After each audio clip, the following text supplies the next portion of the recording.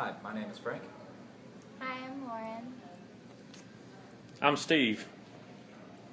Today we're going to be talking to you about protists and how they can impact your life, specifically the supergroup Chromoalveolata. Within that supergroup is a subgroup, the alveolata. The alveolates are characterized by having membrane-filled sacs just under their plasma membrane.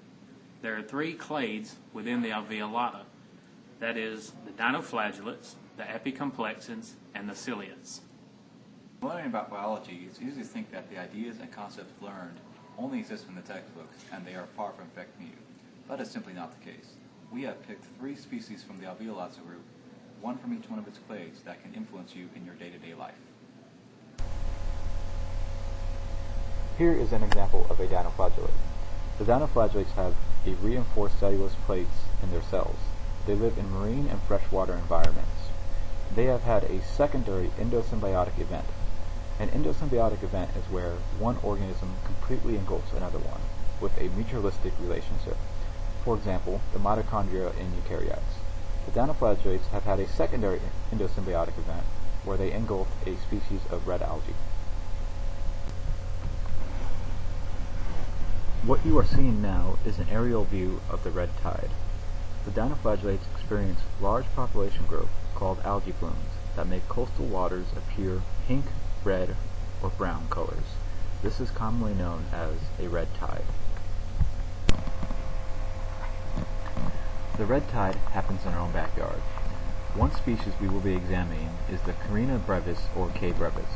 The Florida Fish and Wildlife Conservation Commission reported 5 instances of medium to high concentration of K. brevis algae blooms in the week of October 23rd to October 30th of 2014. Humans are affected by the red tide when shellfish and other marine life consume the K. brevis and then are consumed by humans. The symptoms of K. brevis consumption is numbing and tingling of the hands and feet, nausea and vomiting, and coughing and sneezing. All this could happen to you if you eat the affected seafood. The K. brevis also has important ecological effects. When large population blooms die and decompose, they reduce the concentration of oxygen levels in the affected waters, causing other marine life to leave or die.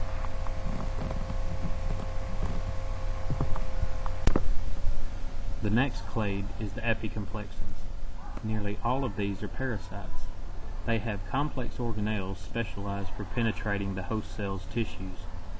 They often have complex life cycles that requires 2 or more host species for completion. We will examine the Plasmodium species, which reproduces via mosquitoes and humans. First, a mosquito, while taking a blood meal, will inject the human with the Plasmodium in its sporozoite stage, as seen here. The Plasmodium will infect the liver cells. In the liver cells, the Plasmodium changes to its merozoite stage through schizogony. In that form, it attacks the red blood cells. Asexual reproduction takes place in the human. When the mosquito lands on the human again, the gametes are transferred over and the Plasmodium then reproduces in the mosquito sexually, and the process begins again. The disease malaria is caused by Plasmodium parasites. According to the Center for Disease Control, in 1951 there were no cases of malaria in the United States. Overuse of pesticides has led to populations of mosquitoes resistant to pesticides. The populations of mosquitoes resistant to pesticides survived and reproduced more often and created generations more resistant to the pesticides. This is an example of natural selection at work.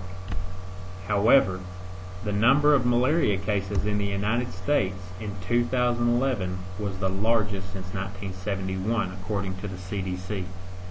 This resurgence is due to imported malaria, which can reintroduce malaria to regions where the disease is not endemic.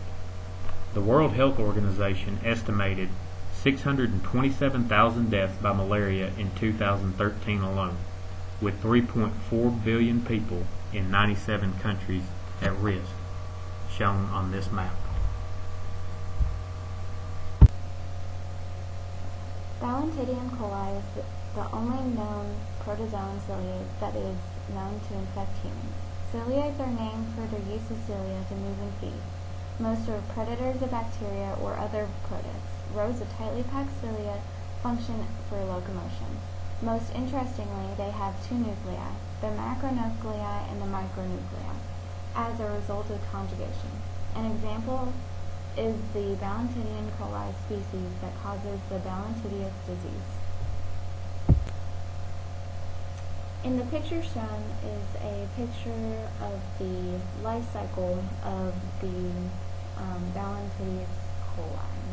And this typically affects non-human primates and livestock and is transmitted by the oral fecal route. B. coli generally spreads by improper hygiene. The symptoms of Ballantidius is diarrhea, dysentery, abdominal pain, weight loss, nausea, and vomiting. If left untreated, it can cause perforation of the large intestines affecting the colon. Although it is rare in the United States, B. coli is common in tropical and subtropical areas.